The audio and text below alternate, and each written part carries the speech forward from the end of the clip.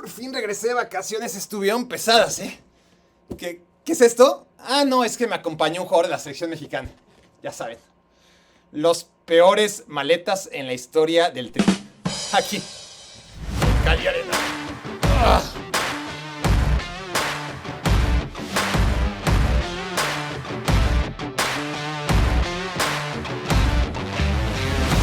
Se supone que jugar en la selección es lo máximo, que no está al alcance de cualquiera. Sin embargo, sabemos también que esto no siempre ocurre. Se juegan tantos partidos y hay tantos jugadores que seguimos preguntándonos cómo hicieron para llegar alguna vez a vestir la camiseta de la selección absoluta. Vamos a repasar una selección de los jugadores cualquiera, aquellos 25 futbolistas que no entendemos cómo algún día fueron seleccionados mexicanos.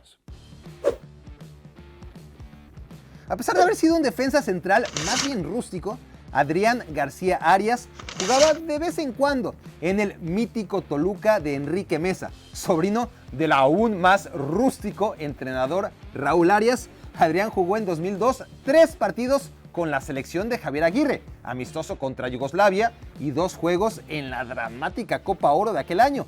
En ese mismo 2002 tan ajetreado, García Arias se fue al América y, sorpresa, se perdió para siempre.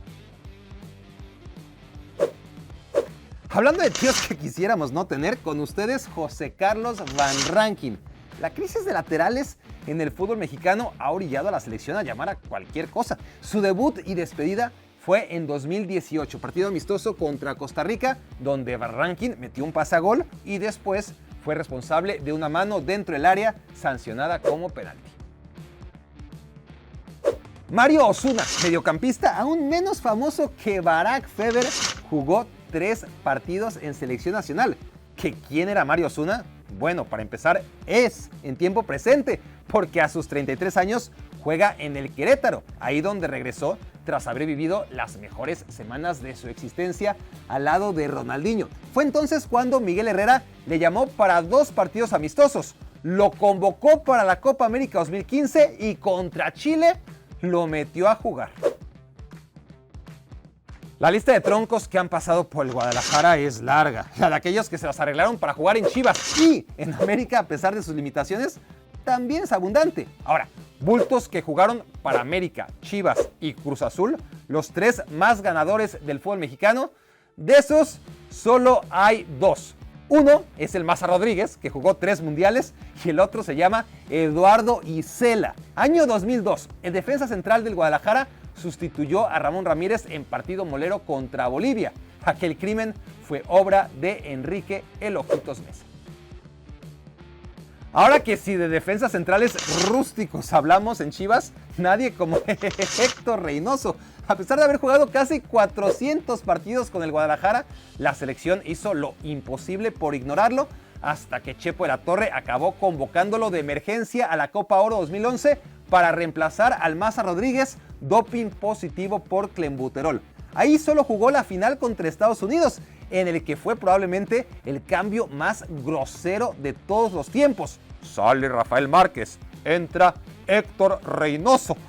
Tras semejante debut, Reynoso dobleteó en la Copa América ese mismo verano y México B perdió los 3 partidos. Hasta ahora hemos mencionado a jugadores que fueron convocados en un solo momento de sus carreras. Eric El Cubo Torres se las ingenió para ganarse su lugar en la selección en 2 etapas distintas. La primera en 2014-2015, cuando Chepo de la Torre creía que el Cubo era el nuevo Chicharito. La selección tropezó con el mismo Cubo en 2017, cuando Torres vivía un segundo aire de inspiración en la MLS y fue premiado por Juan Carlos Osorio y su auxiliar Pompilio en la Copa Oro, en que México, con el Cubo como número 9, solamente podía fracasar. Los partidos moleros de abril y mayo del año 2015 pasarán a la historia como aquellos en los que Melitón Hernández defendió el marco de la selección mexicana de fútbol. Paraguay y Guatemala fueron sus rivales y ¿saben qué?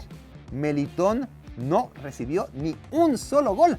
A diferencia de Picolín Palacios, que fue convocado, pero gracias a la divina providencia nunca debutó, el entonces portero del Veracruz se ganó su lugar en la Copa América 2015 como suplente.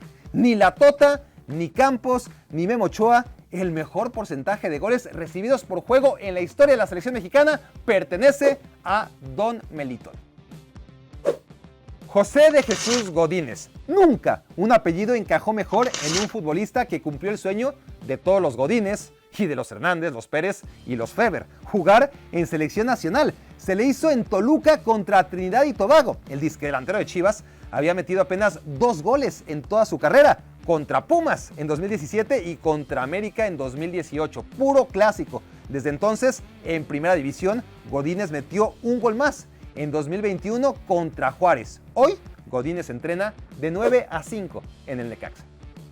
Solamente los más viejos de este antro youtubero escucharon hablar de Cindy Valderas, un jugador del montón, pero con un nombre pegajoso que lo embiste de lleno en este salón de la infamia. Cindy se desempeñaba como defensa central o algo por el estilo cuando los Tigres eran conocidos como los mansos gatitos de la U de Nuevo León. Sus 3 partidos de verde fueron en la espantosa Copa Oro 2002, donde el México de Javier Aguirre quedó eliminado en cuartos de final. Copa Oro 2013, Copa América 2015 y un puñado de partidos moleros desde el año 2011. Efraín El Chispa Velarde jugó más partidos de la cuenta con selección nacional, un total de 9. Debutó en amistoso contra Chile, el Chepo lo metió por Andrés Guardado. 2 años después, el Chispa alumbró la convocatoria de la Copa Oro. Y en 2015, Miguel Herrera incluyó al eterno lateral derecho de Pumas, que justo por entonces paseaba en Rayados, en la más que olvidable Copa América. Empezaríamos con el gober precioso Mario Marín, luego el mítico Miguel Superman Marín, André Marín, Valeria Marín, Marco Marín, Sanna Marín, la primer ministro de Finlandia, bola de incultos. Y recuerden hacer un top 25 de Marín algún día, pero no esperen que entre Edgardo con H en esa lista. Además de unos 60 partidos en la defensa central de Chivas, Edgardo jugó 6 veces en selección, todos alrededor de 2017, cuando además de moleros, disputó aquella Copa Oro con el Cubo Torres de 9, en que nos fue como en feria. Hasta ahora hemos repasado jugadores que fueron llamados bien a partidos amistosos o de Copa Oro o de Copa América cuando México mandaba selecciones alternativas. Ahora, Víctor Gutiérrez, al que le decían la vitola y puedo vivir tranquilo sin saber por qué, jugó además un partido eliminatorio rumbo al Mundial cuando Javier Aguirre y el Cruz Azul, que volaba por entonces en la Libertadores con semejante tronco de lateral derecho, rescataron a la selección en el Azteca contra los Estados Unidos. Puede que seas un jugador mediano, incluso decente, pero si te apodan la Palmera, más te vale ser un crack para que el bullying no te persiga más allá de tu retiro. Y la Palmera Rivas podía hacer muchas cosas, pero no era un crack. José Arturo Rivas, que la Palmera tenía primer y segundo nombre, jugó con su padrastro, el Tuca Ferretti, aquel partido clasificatorio a la Copa Confederaciones contra Estados Unidos y debutó en selección reemplazando ¿a quién creen? Sí, otra vez, a Rafa Márquez. Su segundo partido también fue en el interinato del Tuca, el tercero y último de la Palmera con el Tri, un molero contra Senegal en 2016, cuando Juan Carlos Osorio reclamó su presencia.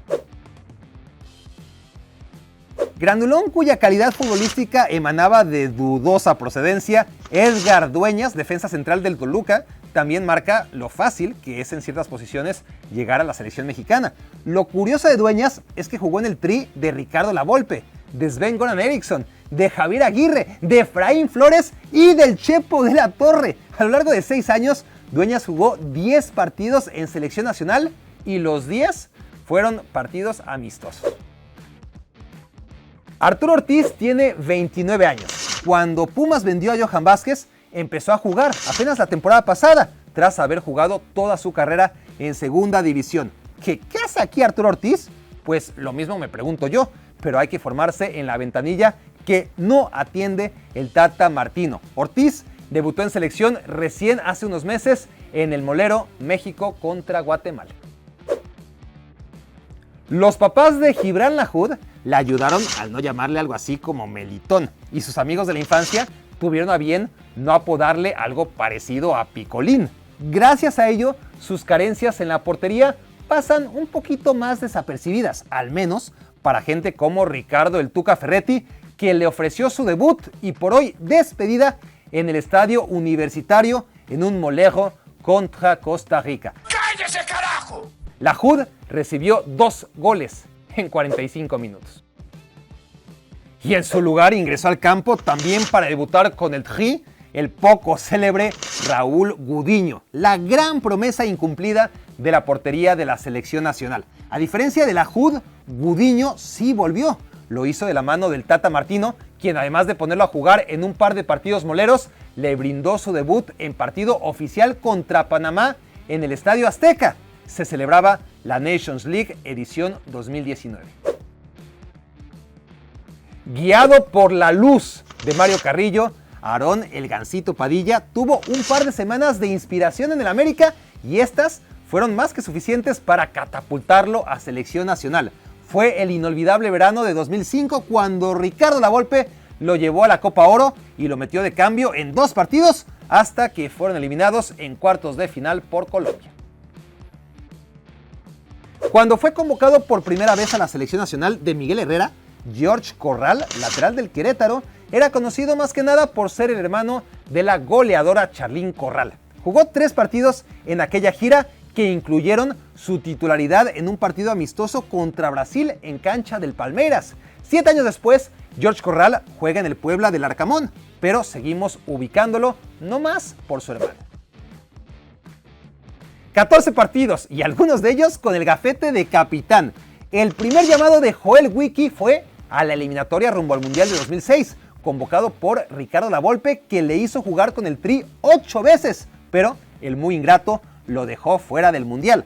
El autor de la muertiña volvió a las eliminatorias 8 años después rumbo a la Copa del Mundo de 2014 de la mano del Chepo de la Torre, mismo que osó darle el gafete de capitán en la desastrosa Copa Oro 2013.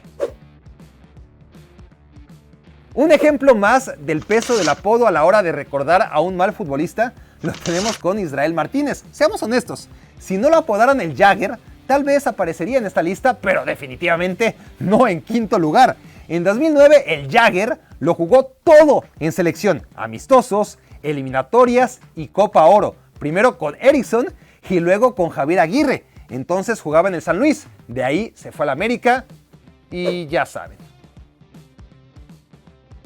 Advertencia, Yasser Corona llegó hasta aquí solamente porque si no lo metía, mi community manager renunciaba.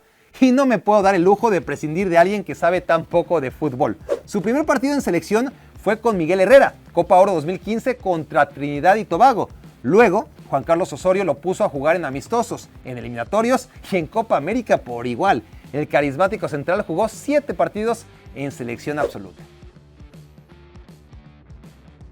Arnold Rivas metió 3 goles en primera división en toda su carrera, todos en su temporada de debut con Tecos. La promesa tenía 19 años cuando en 2008 la selección jugaba un amistoso contra Chile y Sven-Goran Eriksson lo metió de cambio. Fue entonces cuando Arnold se fue al América. ¿Y para qué le sigo?